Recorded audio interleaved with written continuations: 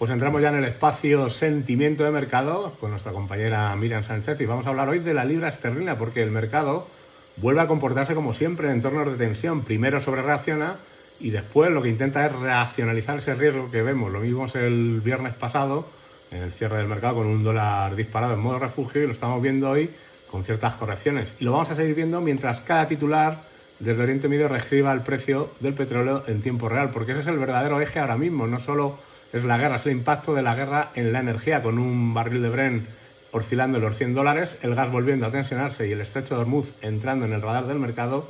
Lo que está cambiando no es solo el riesgo político, es la expectativa de inflación global, y ese nuevo escenario hace que una divisa como la libra esterlina empiece a comportarse de una forma especialmente interesante, no porque el Reino Unido esté fuerte, sino porque el Banco de Inglaterra empieza a quedarse sin margen para actuar. Así que la pregunta es clara, que si estamos viendo una libra fuerte o estamos viendo una libra atrapada, y lo vamos a analizar con Miriam Sánchez. Miriam, buenas noches.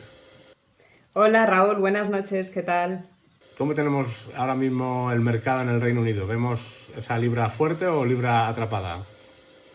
La libra se ha convertido ahora para mí como trader en uno de los activos más interesantes para operar. Lo has dicho muy bien, está en puntos importantes, además favorece mucho para la operativa. El mercado está viendo una economía que empezaba a estabilizarse justo antes de recibir un shock energético que lo cambia todo.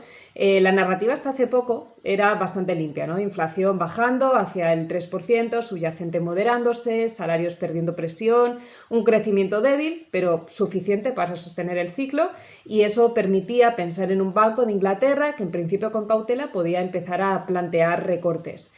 El escenario dependía de una condición clave, ¿no? Que era que la inflación siguiera cayendo un poco en la línea de los países a nivel mundial, y eso es precisamente lo que el shock energético está poniendo en cuestión. Ahora mismo el petróleo se dispara, el gas vuelve a tensionarse, el mercado empieza a contemplar riesgos reales sobre el estrecho de Hormuz, lógica cambia completamente.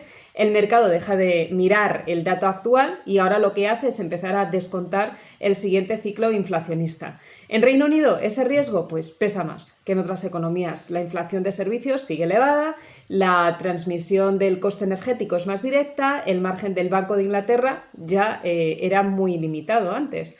Así que por eso el Banco Central deja de ser un actor con capacidad de decisión y ahora mismo pues es un actor condicionado por el entorno. La clave más importante es que no puede recortar tipos, no es nada nuevo, está pasando también en otras economías, y no es porque no se quiera, sino más bien porque no puede permitírselo, digamos que no es el momento.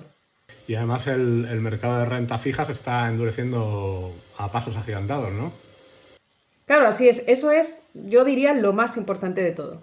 El movimiento del gilt a 10 años, desde el entorno del 4,3% al 4,7%, ahora mismo no es un detalle técnico, es un endurecimiento real de las condiciones financieras. ¿Eso significa? Pues hipotecas más caras, créditos más caros, menor inversión, un freno adicional para una economía que ya de por sí venía siendo débil. Y esto ocurre sin que el Banco de Inglaterra haya movido tipos. Lo que podemos decir en otras palabras es que el mercado está haciendo el trabajo del Banco Central. Y eso es lo que genera realmente una situación bastante incómoda. Tenemos una economía débil, unas condiciones financieras más restrictivas, un banco central sin margen para compensarlo, y aquí precisamente está la paradoja. Ese mismo endurecimiento es lo que sostiene a la libra. El mercado interpreta que el Banco de Inglaterra va a tener que mantenerse restrictivo por más tiempo del que en un principio obviamente le gustaría. Pues si te parece vamos a pasar ya a analizar esos pares y cómo está afectando todas estas condiciones macro, y vamos a empezar con el euro-libra, que es el que más nos afecta a los europeos, ese tipo de cambio entre nuestra moneda única y la moneda británica. Cuéntanos un poco cómo está funcionando el fundamental en esta divisa. Pues por ahora, para poder entender bien este mercado, no lo tenemos que ver desde el punto de vista del crecimiento, sino más bien comparar lo que vienen siendo las restricciones. Europa, ya lo sabemos, también tiene inflación, pero obviamente su composición es bastante distinta. Hay menos presión en servicios, una transmisión energética más gradual, lo que permite al BCE tener algo más de flexibilidad, aunque eso sí, obviamente sea limitada. En Reino Unido, por ejemplo, pues no ocurre lo mismo, la inflación es mucho más rígida, el impacto energético también es más directo, el riesgo de segunda ronda es más elevado, y por eso el Banco de Inglaterra pues tiene menos margen para relajarse, y ese diferencial es precisamente el que sostiene a la libra. No es que Reino Unido esté mejor, es que obviamente está más atrapado. Ahora bien, si miras la paridad de poder adquisitivo, la libra no está barata frente al euro. Esto implica obviamente pues que el crecimiento, el movimiento no es estructural, es táctico, depende de tipos, no de valor, y eso lo hace bastante vulnerable en cuanto a que ese diferencial, ¿no?, empiece a cerrarse. Y si nos atinamos a lo que dicen los gráficos, por análisis técnico, ¿qué tenemos que vigilar en el par euro-libra? Para poder entender bien este gráfico, precisamente yo mido a temporalidad semanal. Es un activo que suelo trabajar menos, pero sí sigo mucho. Le tenemos ahora mismo con un sesgo ligeramente bajista. En las últimas semanas además ha roto un mínimo importante. Los soportes claves están en el 0,861, 0,858. Si se pierden, lo que podríamos ver, que de momento es lo que está haciendo, tenemos que validar esta zona, pues podríamos ver una presión vendedora, nuevas caídas hasta el 0,855, y por el lado de arriba tenemos resistencias importantes en el 0,865, 0,868 y también en torno al 0,873, que son niveles de resistencia que podrían frenar cualquier rebote, y si lo llegasen a superar, pues podrían abrir espacio a movimientos mucho más neutros o incluso alcistas. Y en los próximos días es probable, de hecho, que el par oscile dentro de ese rango. Tampoco esperamos movimientos demasiado destacados, ligeras subidas o bajadas, dependiendo al final de la reacción a estos niveles, mientras los indicadores muestran indecisión y no hay un impulso alcista claro. De momento, la combinación de factores técnicos y la expectativa de política monetaria en Europa y Reino Unido mantiene al euro-libra con movimientos cautelosos y volatilidad moderada, así que tampoco esperemos grandes hitos en este gráfico. Pues si te parece, pasamos ahora a otro par muy interesante, que es el libra-yen japonés, con esas condiciones que veíamos del Banco de Inglaterra sin margen de maniobra, y con el yen japonés luchando contra esa batalla por su depreciación, y también está atrapado en esa política fiscal de tipos casi cero que ha mantenido durante muchos años y que ahora quiere cambiar, pero parece ser que no puede hacerlo sin causar un quebranto a la economía. ¿Cómo está funcionando los fundamentales en este par? Para entender este mercado, Raúl, por ahora tenemos que tener en cuenta que la historia es completamente distinta con respecto al par del euro-libra. Tenemos carry trade puro, es una divisa que tiene tipos que son relativamente altos frente a otra, obviamente como es el yen japonés, que los tipos al final son ultra bajos. Reino Unido por ahora ofrece rentabilidad. Por otro lado, Japón sigue ofreciendo una financiación barata, y es precisamente ese diferencial lo que hace que se genere un flujo constante hacia la libra. Este equilibrio es artificial, profundamente. El yen está extremadamente infravalorado en términos reales, muchísimo más que la libra, y eso lo que significa es que el precio del cruce no refleja un valor, refleja más bien la política monetaria, comparativa pura y dura, y eso lo que introduce es un riesgo muy claro. Tenemos, por ejemplo, mientras que el Banco de Japón no cambie, el flujo va a seguir su camino. En cuanto haya cualquier señal de normalización, el ajuste puede ser de hecho muy violento, y es un cruce alcista, pero mucho cuidado, porque también tenemos que tener en cuenta que es estructuralmente frágil. Pues es evidentemente un cruce alcista, pero bueno, habrá que vigilar los niveles porque en cualquier momento puede cambiar esto. Cuéntanos un poco, por análisis técnico, ese gráfico, qué es lo que nos dice, dónde podría darse la vuelta y dónde podría seguir creciendo. Los gráficos lo que nos muestran ha sido una subida constante desde hace ya bastantes meses. Luego compartiremos los gráficos, como siempre, para que se puedan ver claros. Y tenemos un panorama técnico indeciso. Hay ligera inclinación bajista en el corto plazo, que esto es algo que quiero decir. Es verdad que la libra ha cogido mucho valor, pero ya sabemos que los mercados al final en cualquier momento pueden hacer algún tipo de retroceso, y eso es lo que en principio estarían mostrando. Los indicadores, de hecho, suelen estar mezclados entre señales neutrales, débiles de venta. El RSI está cerca de niveles centrales, el MACD sin impulso claro, lo que indica que el momentum no es fuerte en ninguna dirección concreta.